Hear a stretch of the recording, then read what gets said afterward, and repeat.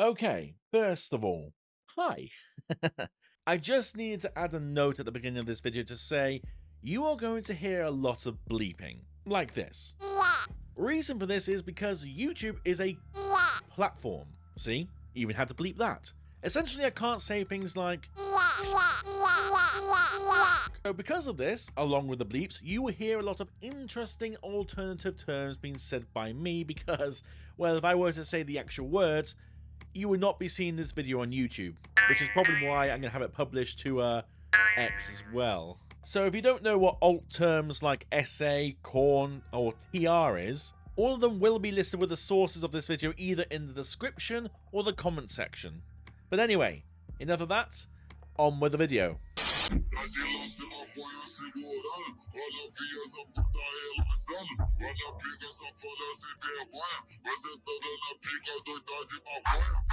Oh no. I'm sorry to tell you, but the UK is not doing well. I repeat, the UK is not doing well.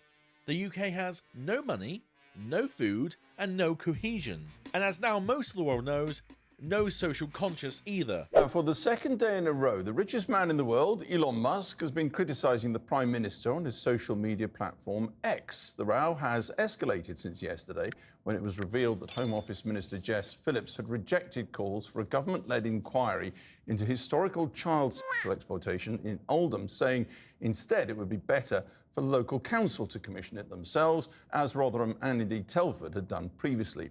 Now Musk has taken aim at Sir Keir Starmer's time as head of the Crown Prosecution Service. There is something happening that has been happening for years in this country, something that those who claim to be virtuous and on the correct side of the political or social spectrum have turned their backs on. I'm talking, of course, about the unprecedented amount of kids being the sacrificial lambs for a multicultural pipe dream.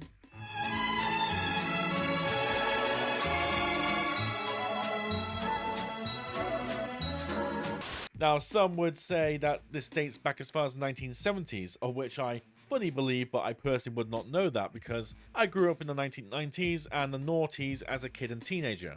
I'll let you take your own guesses at my age. You're old, you're fat, you're done. And I can tell you, even then, there was no acknowledgement of what was going on. We didn't know. I didn't know it even existed. My friends and family didn't know it existed because of how well it was concealed. Even in 2008, with the then Labour government headed by Gordon Brown, this was all kept under wraps. You may not know this, but back in 2008, the Home Office sent a circular to all police forces in the country saying, as far as these young girls who are being exploited in towns and cities, we believe that they've made an informed choice about their sexual behaviour, and therefore it's not for you police officers to get involved in. If that's the landscape coming from the top down in 2008, rest assured, all agencies are going to listen to it. But then rumblings started to occur. The advent of social media allowed for information to be passed easier back in the late noughties, all before, you know, the era of censorship. People were becoming well aware of what was going on, and as a result, campaigns about raising awareness were starting to emerge, very heavily so. The problem is, even today, there is a concentrated effort to downplay all the issues that were going on. People were met with harassment, accusations of racism and isolation coming from political parties, local communities and the police themselves. On your show last Monday, same time practically, I came off, there was a fantastic response from the public. I was really, my heart was warmed by the support and you know, outreach that I received from those that either didn't know what had been going on in Telford for decades. You know, up to 1,000 girls had been reported to have been abused by gangs since the 1980s. I went back home, I went back to Telford, and the next day around lunchtime, 2 police officers banged on my door demanding that I speak to them about my interview. So the police who have done nothing for the entire third millennium to date suddenly were roused to activity by you going on television. Yeah, they told me that they had gone round to all of the addresses they had on file for me. They had gone to my previous home addresses, the different accommodations that I'd stayed at looking for me, and eventually they located me. You know, they hunted me down, they tracked me, banged on my door. You know. Not too different to when they're knocking on the door of a perpetrator, of a potential criminal. They told me that, quote unquote, when you go on GB News and talk about gangs in Telford, it's our duty to follow up with you. That's not actually true, is it? Not to mention pushing it aside and incentivizing young girls to be active in the bedroom. In the summer of 2008, you went to a health clinic. Why? We went for a cry for help because there was nobody else to help us. And obviously we told schools and social services knew what was happening. Again, nothing happened. So we went there, but we was given flavoured condoms and sent away. Are you joking me? No. We'd go in and the staff would be like, oh, we've got a new flavour condom. This one's strawberry, you need to try this. Like, we're all 12 and 13. Why are you doing this? We told them exactly what was happening and they'd get excited over condoms. Figures like TR were gaining traction, but because of his questionable associations in the past, anyone who dared speak out about these same issues were all swept with the same guilty brush.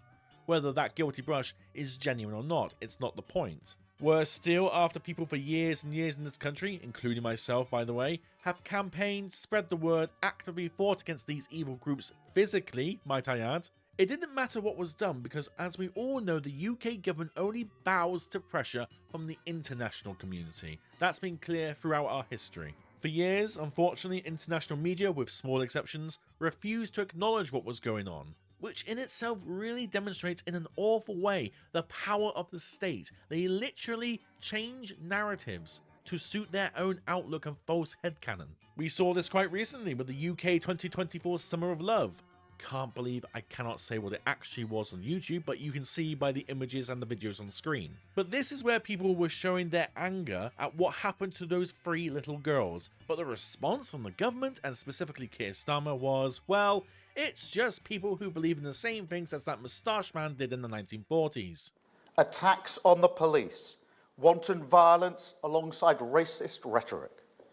So no, I won't shy away from calling it what it is. Far-right thuggery. Thankfully, because once social media app was going through its own personal revolution, information was allowed to flow once again and the international community was made well aware of the situation. This all culminated and was compounded by the fact the police actually admitted they approached the Summer of Love with a 2-tier mindset. Such a low-key, should we say, police presence. Because, I mean, clearly your officers were there, but they were not visible, and yet there were an awful lot of people out and an awful lot of people who were armed with various weapons. So we have really strong business and community relations, and because we were aware through intelligence that there was a potential protest through that misinformation yesterday, we had the opportunity to meet with community leaders, with business leaders prior to that event to kind of understand the style of policing that we needed to deliver during the course of that operation. So we knew that there was going to be a large amount of people out on that counter-protest. We knew who the vast majority of those people were. We'd had conversations in terms of what that was likely to look like. And so our policing response was commensurate to that intelligence and the information that we'd held with our partners and communities prior to that event taking place.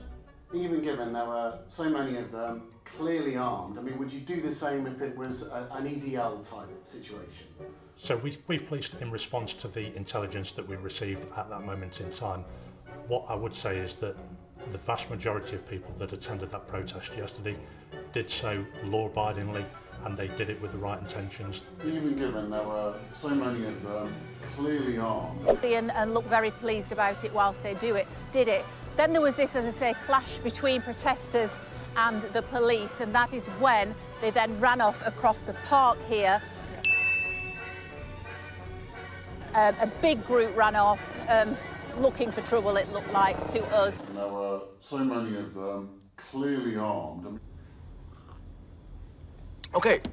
As many of you know, this gave birth to the affectionate nicknames of 2-tier policing and 2-tier care. Now, why is this relevant? This is relevant because it shows how Elon Musk has been instrumental in leading the social media war against the abuses of power in this regard. A shocking amount of censorship. You may have seen, like in Britain, I kid you not, how can this be real?